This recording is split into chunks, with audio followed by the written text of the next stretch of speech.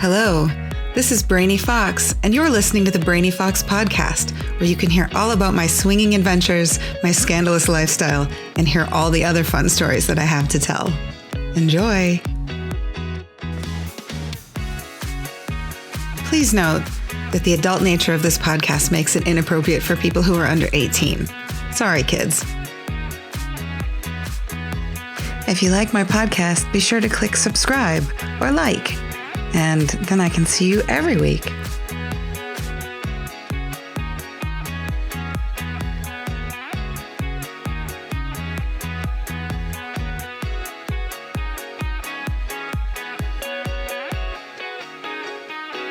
Well, hello again. It's been a fun weekend, and it's my time to talk about all the fun things I got up to this week. So I, some weeks are more exciting than others, and this was a particularly good one. I went to a party on Saturday night with Mr. Saturday, who is quickly becoming my favorite person to accompany me to parties because we're just really on the same page about what we like to do at these parties, and there's no we just work well together, so it's nice. But I also saw Yeti and Rhinestone, who I met last week at that hotel takeover. And then I made a whole bunch of new friends, and really it was a pretty eventful party, and there was a lot of exciting things that happened. So I guess I'll start from the beginning. It was, it was a busy week. And so I was really looking forward to getting out and having some fun. And so I went to my favorite website and I signed up for an event that was happening on Saturday. And this is a house party, which means that it's hosted by people who have people over to their house. And they appeared to have a lot of people signed up for the party. I think there were 127 profiles that had confirmed to go to the party the last time I had checked. And then be honest, when you have people sign up for your parties, I think you're lucky to get 30 to 40% of them who actually show up. I think a lot of people will say they're going to attend and then not come. There is a strategy you can use by which you can confirm some partygoers. And so that means that if you look through the list of profiles that have signed up on the page that say, I'm going to be at the party, some of them will have the text in the upper right corner that says confirmed. And I think what that means is that the host has gone to the trouble to interact with you on some level. So they've exchanged some messages or phone calls with you. And you've said, yes, I'm definitely going to be there. And so then you get the confirmed check mark. So sometimes if you go through, you can see who's confirmed, and that'll give you a better idea who's definitely going to be there. But I didn't see any of that going on at this on this page at all.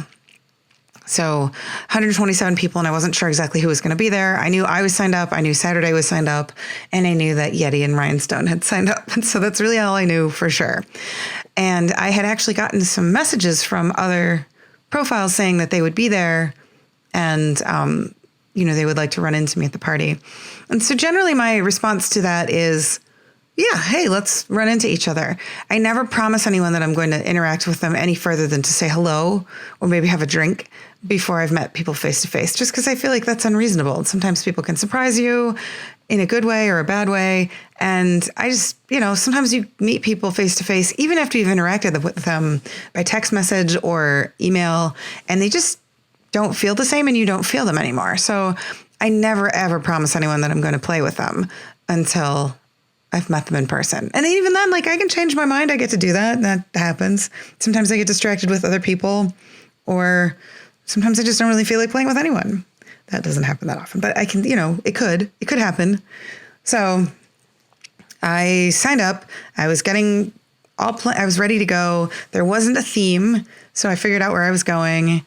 And my day got a little bit hectic at the last minute. So instead of going to meet up with Saturday and then us going together, we had to meet at the party. So I really had no idea what I was getting into. And there was a chance I would be arriving alone. So it was kind of exciting. But so I got in my car and I drove. It was about an hour for me, 50 minutes. And I had spoken earlier in the week with Yeti, who said that he and Rhinestone were going to be in the area and that they would like to attend this party. And we exchanged some fun pictures. And then I talked to him a little bit, by text message on my way there. And around I don't know. I think the party officially started at 7 and I didn't get there till probably close to 8, which is still pretty early. Like I like to show up a couple hours after things started, but I guess I was feeling anxious and I wasn't sure how late I was going to be able to stay.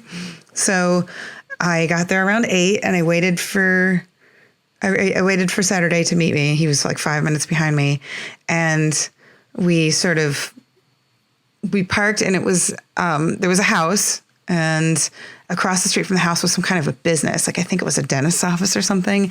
And they suggested that if the driveway was too full, and I assumed it would be with like 127 people signed up, that we should park across the street at this dentist.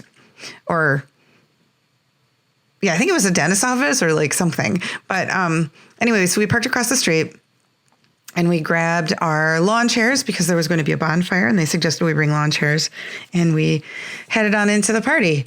And they had this really cute thing. So we went in and we checked in and we said we were there and the host greeted us and we were given wristbands. And so you can put a wristband on if you feel like you might be willing to play because it was like an on-premise party with playrooms and stuff. I'll get to that. And so they gave us these wristbands so that you could wear those and that would signal to other guests that you might be interested in playing.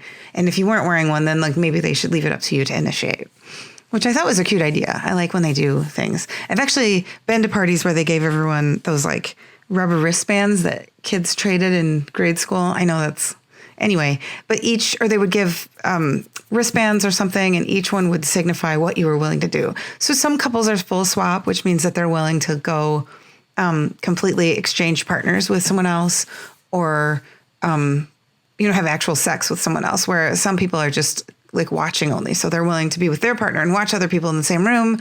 Some people are willing to only play as long as their partner's in the same room. Other people are willing to play in separate rooms, which means you can go your own way with someone else, but at the same event and so forth. And so anyway, it was cute. So then you could get these wristbands and you'd see what was going on up front.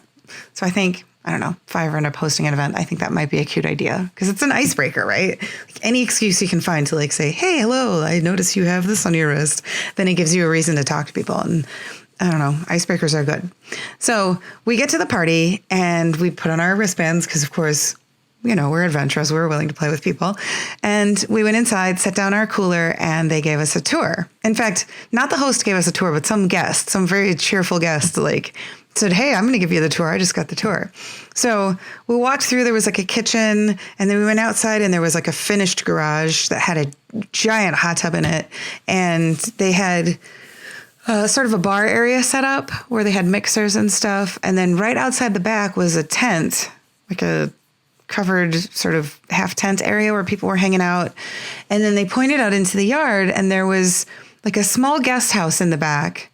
But on the way to the guest house was a decommissioned school bus. And so of course, Saturday night I looked at each other and we were like, okay, we're going to have to play in that bus for sure. And so we walked out to the bus and got a tour of the bus. And indeed, it was a school bus that had the green vinyl seats and the crazy gritty black floor, and it was a school bus and even smelled like a school bus. It was crazy. It was awesome. So we were definitely we're going to play in the school bus. Only they had cleverly taken some of the seats out and turned some of the forward facing seats sideways so they were against the sides of the bus, so there was more room to walk around. And the comment, of course, was made, well, all you need now is a stripper pole, which seems extra scandalous in a school bus, right? Anyway, we sort of winked and nodded and decided that we were going to definitely play in the bus. And then we headed back into the house. And the weather was okay. It wasn't super warm, but I had elected to wear flat shoes because I knew that we were going to be outside and there was anything that involves a bonfire probably is not high heels and sundress weather or friendly. And so I decided to wear jeans and flat boots, and no one held it against me. Thank you. So it was good. Also, I was very comfortable. Anyway, so on the way back into the house, we stopped at the little tent area and decided to have a drink. And so we were standing there, and Saturday recognized a woman that he had met on the website who he'd been interacting with. And she was a self-proclaimed unicorn. And she was feisty. She was super fun to talk about. She was completely candid and down to earth and was not shy. And she was really really cool and definitely shared my view about open relationships where she had someone that she was calling, someone she was seeing seriously, but she definitely was without any hesitation seeing other people and was like giving Mr. Saturday the eye. So I figured she was going to want to play with him before that evening was over. And so I was like, this is great. I like this chick. She's cool. So we hung out and we talked, we traded, swinger party stories. She had not been to a hotel takeover, but like another gentleman we had talked to had. And so we talked about other house parties that she'd gone to and clubs and stuff, and it was fun. And another gentleman came up and said hello and started to give me he gave me a little bit of a hard time that I didn't recognize him. And I was like, I'm sorry, did we meet? I don't know you. And I definitely knew I had not played with him. And I think I made that comment. I was like, well, okay. So I don't think we've played together because I suspect I would remember you, which I think is true. I don't think I've played with anyone at a party, just blankly not recognize them the next time I saw them. Anyway, a few podcasts ago, I went to a different house party in which I played with a couple different gentlemen, and there were some other couples there. And anyway, he was there. And I actually had to back out of another house party thrown by that couple because I had other plans. And but that was really fun, and I would go back to that. Anyway, my point is that I met this gentleman, and he recognized me from that party and made a comment about how I'm loud. So then later when I met his wife, she was like, oh, yes, we remember you. You enjoyed yourself. We heard you. I was like, okay. I have to say, though, when I'm in a state of arousal, sure, I'm loud. I'm very loud. I feel like vocalizing makes things feel better. And I feel like when I'm in a state of arousal, when things feel good, then I just go with it. Why not, right? So anyway, we chatted with those people, and then we walked around a little bit more, and we finally kept walking past this giant hot tub, and there was a woman in it, but we looked at the temperature and it was really, really hot. So I did approach the host, and I was like, I asked him if there was any way they could turn the hot tub temperature down a little bit, because I thought there was no way I was going to be able to stay in there, especially if I was playing at all, that the temperature was going to be too hot and I was going to be able to hang out in there. So he said that would be no problem, and he adjusted the temperature. And we walked around and talked to some more people and made our way back. And it was still only at 103. But then the woman in the hot tub said, no, there's no way that it's actually that temperature. So we finally said, okay, forget it. We're going to get in. And so Saturday was a good sport. And he took off his clothes and got into the hot tub with me. And we were just in there, and there were jets and people were watching and hanging out. And it was nice. And we ended up actually playing in the hot tub. And no one got in to join us. People were just kind of watching, which we were fine with. And it was nice because I hadn't, seen him in a week, and it was good. And so we, played in the hot tub a little bit, and then people started to get sort of more enthusiastic about it and join us. And so then 2 other couples got in, and there were other people standing around, and it was fun. And then I think the bubbles stopped working, and there was a joke made that we broke it. And I don't remember if they fixed it or not. I think they did. But anyway, that sort of ran its course, and we got out. And so we dried off and had another drink and met some more people. We sat down in the living room and we're chatting. And we took a tour of the playrooms, which were 2 bedrooms equipped with nicely rolled towels and lots of sheets and a couple beds in each room. And so we sort of thought, we should play in there too eventually. But we met a bunch of people in the living room area, and we were chatting. And then we noticed that Yeti and Rhinestone had showed up. And so we hung out with them for a little bit. And we started making the rounds again, I guess. We were walking around in the party again. And then we run into our gorgeous unicorn friend again. And she was sitting with this other gentleman with his head shaved. And they were giggling mischievously. And they looked at us and said, in fact, I think he said it. He said, she wants to play with him. And then she pointed at him and said, and he wants to play with you, and pointed at me. So I looked at Saturday and we shrugged, and we were like, we should go to the bus. So the 4 of us sort of giggled and collected ourselves and headed out to the bus. So we get on the bus, and there was a couple on the bus, but they seemed to be sort of semi-enthusiastically checking it out. We weren't sure what they were doing. And we jumped right in and started playing. So Saturday sat down and she started to like undo his pants. And I don't remember. I think that like, oh yeah. So my guy like went down on me first. Anyway, we were playing on the bus and I had strategically taken my jeans off, but left my boots on because I didn't want to be walking around in the grass at the bus with bare feet.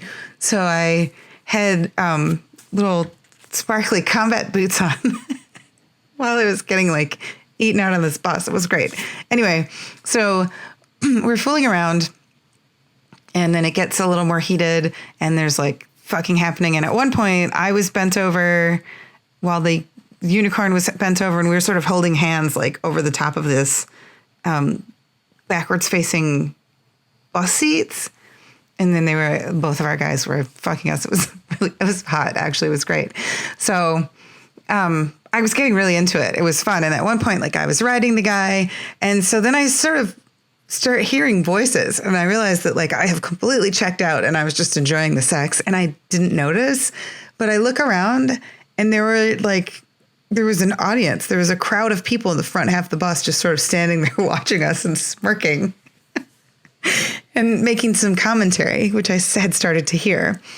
You know, I do this thing when I get aroused, I kind of don't notice what's going on around me because it feels good. So you just get into it, right? So I sort of shrugged and I realized that like, no, this is great. Like this is my exhibitionist streak is totally getting indulged right now.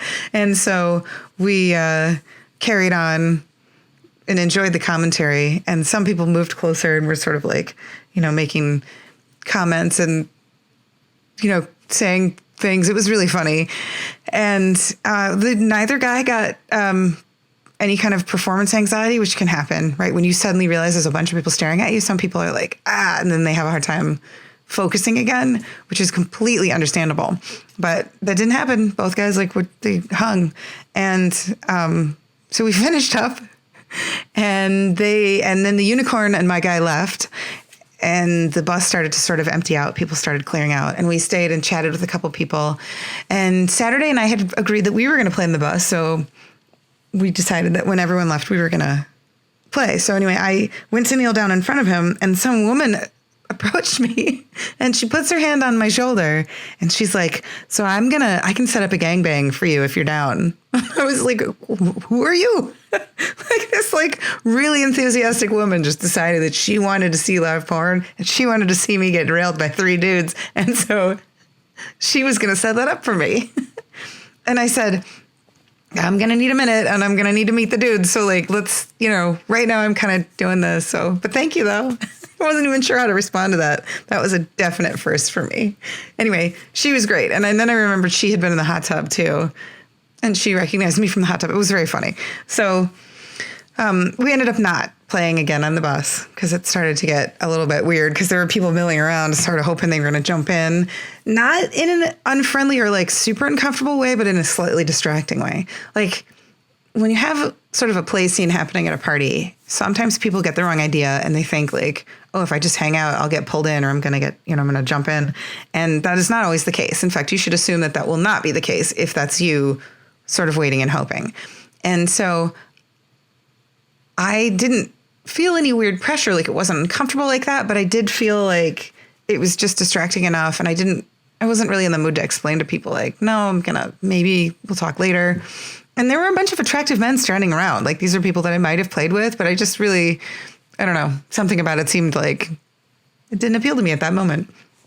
So we decided to go back in the house and hang out some more. So we went back in and continued to chat with more people. We chatted with Yeti and Rhinestone some more. And we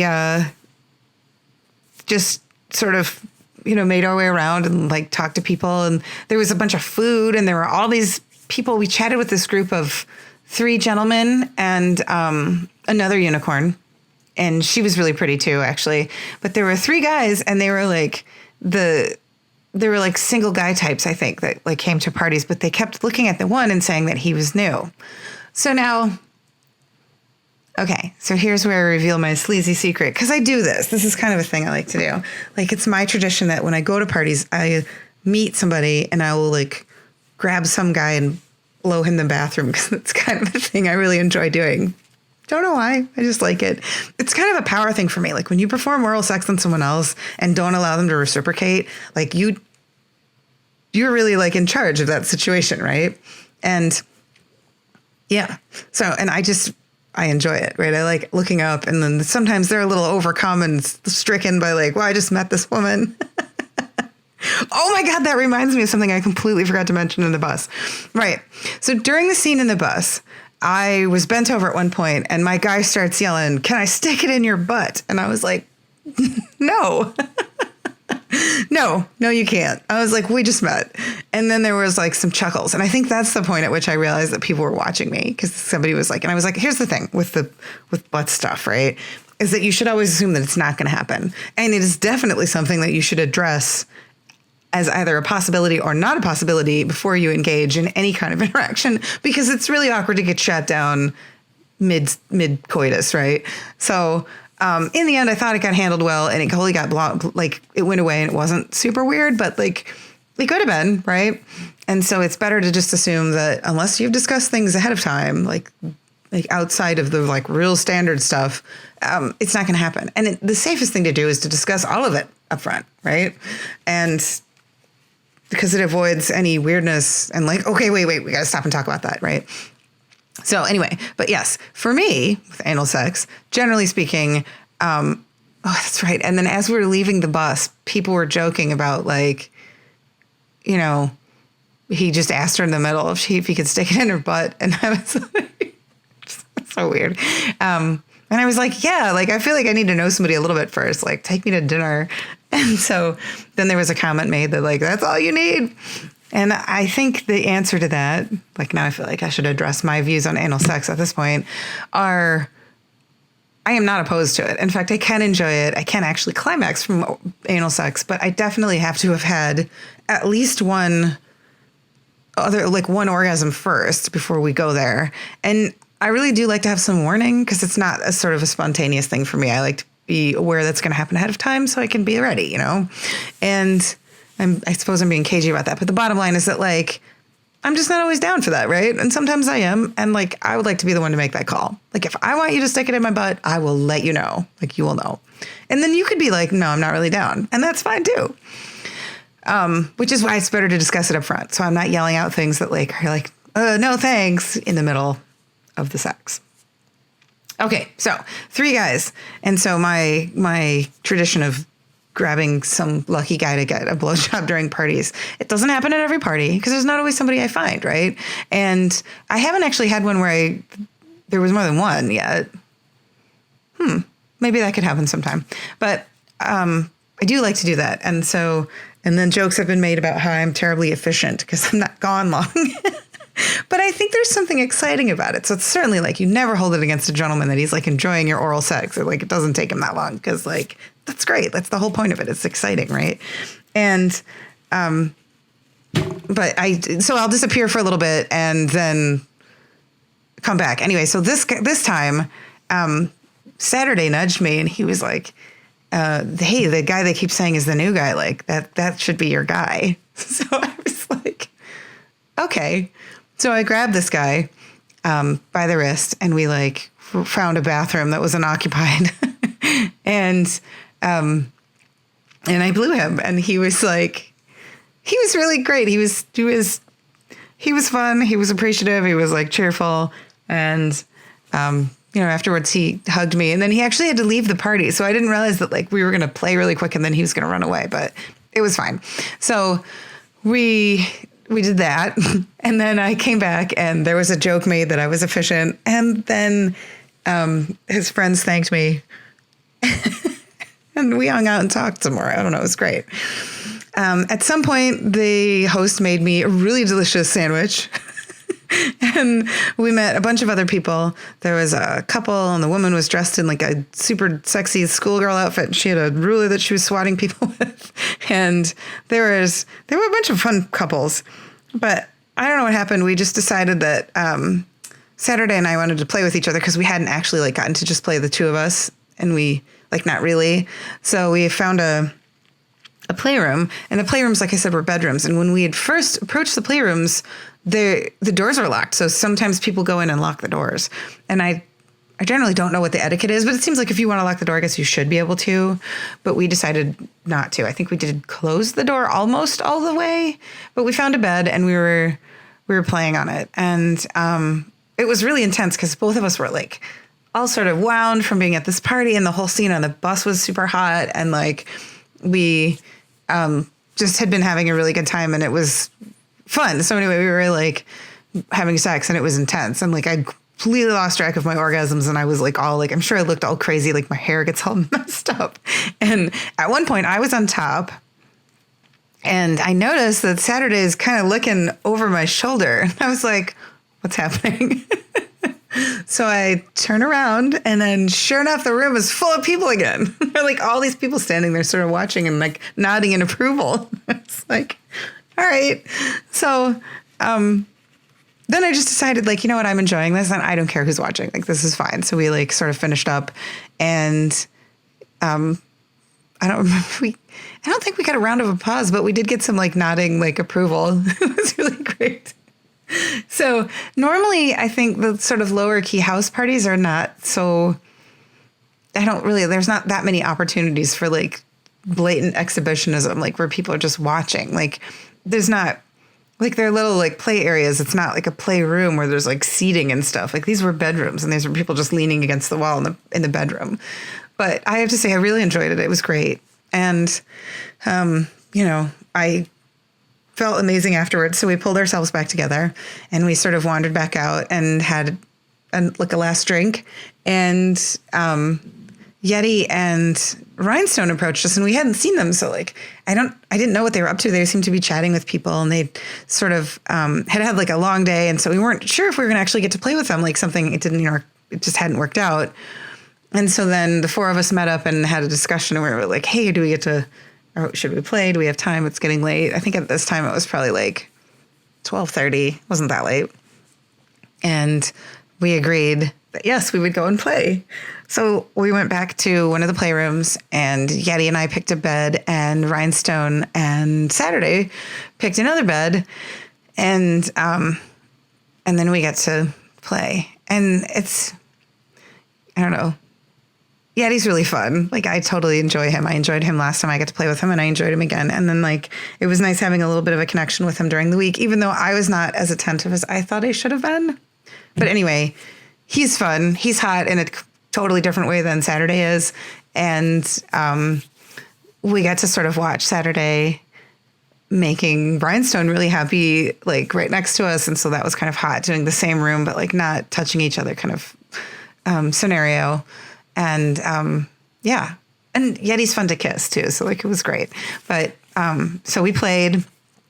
And then afterwards we sort of like hung out and did the like after like cuddling and chatting for a little bit, because we actually like enjoy their company too. And we now like I know them a little better, so we get to hang out. And so we did that. And then, we decided it was time to call it a night, because it was pretty late at this point and we all needed to make our way home. So we went around and collected our things and said our goodbyes and thanked the host, and gave, our final kisses and hugs, and got in the car and we left. And it was fun. It was a good evening. And honestly, like, you don't always get that much action at a single party. Like, it was great. So I got to have like 5 if you count my like bathroom guy, situations in which I had like some action, right? Like we played in the hot tub, and then we played with the unicorn and the gentleman, and then we played with each other, and then we played with Yeti and Rhinestone. So it was a full of action evening. It was great. But it was nice, and I really enjoy those kinds of evenings too, because my interactions with all of those people were very different from each other, and all really enjoyable for their own reasons. And so it was really fun. And I have to say that, like, having been able to recap that in the small amount of time that it's taken me is pretty impressive. But, it was really good. And I'm definitely looking forward to going to more events.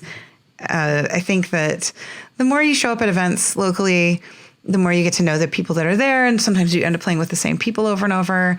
And there were a number of people that I didn't get a chance to mention who, like, I think I'm going to see at different events. I think we might be going to another hotel takeover party next weekend. And then there's a big one that doesn't happen that often early in November that I'm sort of looking forward to.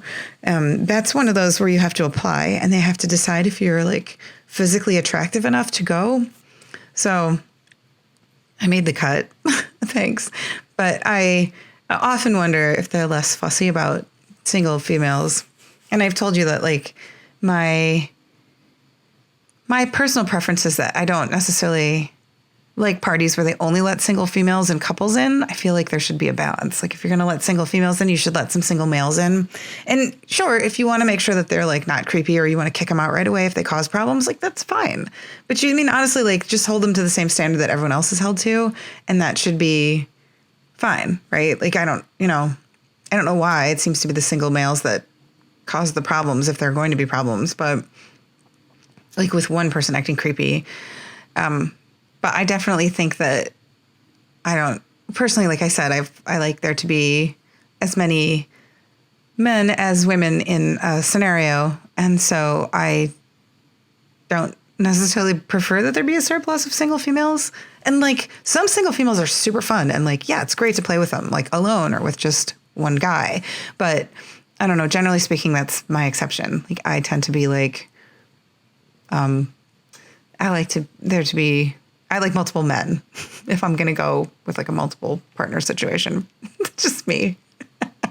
I try to make sure everyone's happy though. I just generally like men. I don't know. So, next weekend, yeah, I think there's a hotel takeover, and now we're approaching Halloween month, which means that they all have a Halloween theme, which means it's my favorite holiday and my favorite month. So I get to wear like ridiculous costumes to these things, which is great. I'm excited. And so Saturday night I have like a cool couple costume strategy like happening that we're putting together that I think we get to bust out next weekend, which I'm kind of excited about. So I am definitely looking forward to that. So now I guess I just want to speak to I don't say aftermath because that sounds bad, but it's not. So when I got home, I heard from, people touched base with me to say like, hey, it was nice to meet you, or hey. And one of the gentlemen who had written to me before the party had written to me during the party to ask if I was there.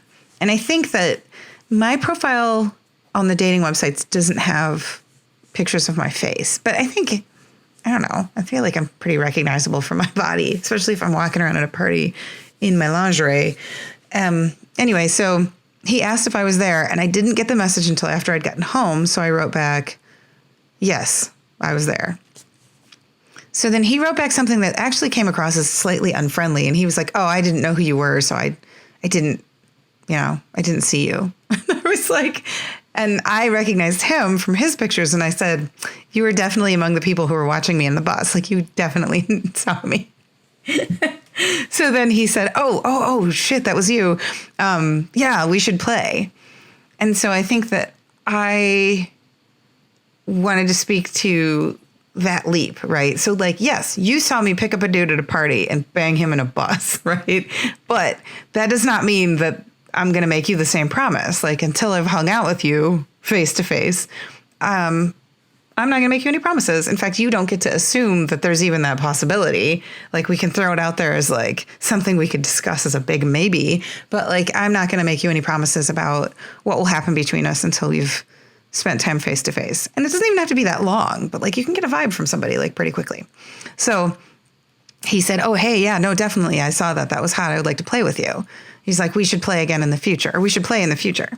So I think I am trying to choose my words wisely, but I want to write back and say, I'm not going to make you any promises. I can let you know that if we end up at the same event, it's possible. We can talk about it. It could happen. It's not out of the question, but definitely don't assume that that will happen if you even see me again, because there's no guarantees. Like, I may decide I don't like you or you may decide you don't like me, And so I haven't actually replied yet, but I did think that was funny. And then the gentleman who I was with, like during the bus scene, actually wrote to me from a profile, and we hadn't discussed his screen name. I had no idea.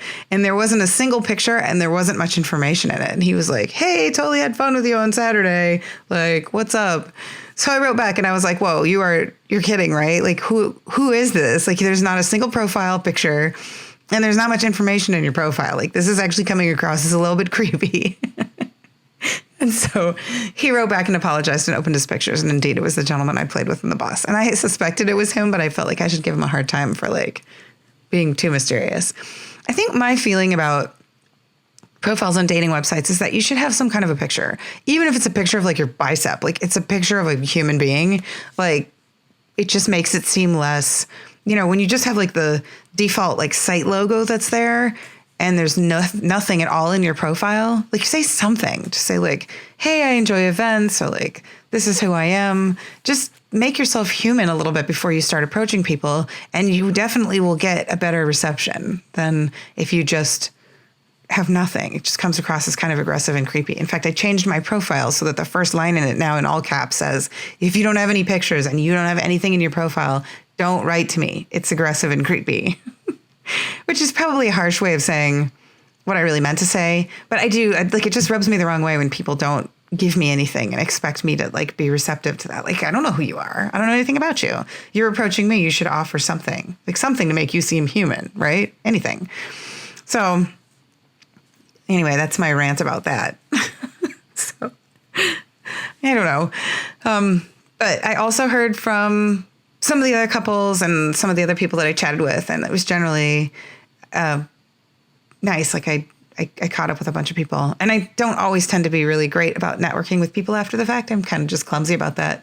Also, the platforms that we have for doing these things tend to be a little clumsy and archaic because of what they are. People like things to still remain like a tiny bit anonymous, so people are not necessarily giving out their like Facebook profiles, and they're not necessarily giving their home phone numbers or their cell phone numbers because they want to, eventually I do exchange phone numbers with people. Absolutely. But at first I don't necessarily want to do that. And so you can message through the site, but that doesn't happen immediately like the way that a text message would.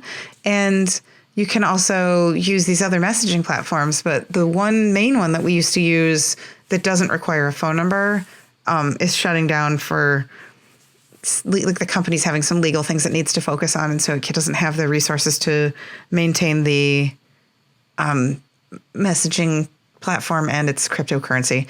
And so they're shutting it down, which is okay because it was not my favorite messaging platform anyway. So there's a couple new ones that I'm trying out, but like people haven't completely migrated to them. So I'm not completely back in touch with everyone. So I'm trying to work on that. In the meantime, I just tell people, I'm like, if you really need to find me, like you can Google my screen name. It's kind of my screen name everywhere. So just pick one. And, it works. But so I don't know. Yeah. So that was this weekend's adventure, and I'm definitely looking forward to the next weekend. And I think, that's kind of all I have to say about next weekend. But I do think that I'm going to add a segment in which I think about strategies. Like I've realized that I definitely want to do a podcast when I talk about more about interaction and etiquette. And, I could probably even give people tips about how to have better luck interacting with people and approaching people. And so it's just, I don't know, there's a lot of lifestyle etiquette and there's a lot of strategy that you can use, but most of it is just realizing that like, these are also human beings. And if you just treat it like a vanilla dating website or you treat it like a job interview, like you're going to go a lot farther than if you just jump in there assuming that like you don't need to offer anything to get, essentially sex from people, because it doesn't actually work like that, like at all. Yeah. Right. Anyway, so it was an awesome week, and I'm waiting for another awesome week next week. And I still want to hear from you guys. If you want to write me, leave me a voicemail message on my website, thebrainyfox.com. And I will, because eventually I'm going to have enough questions where I can just do a whole Q&A podcast that I'll put up probably as a bonus episode. Yes. Okay. Well, I look forward to telling you my stories after next week, and I look forward to hearing from you. Thanks.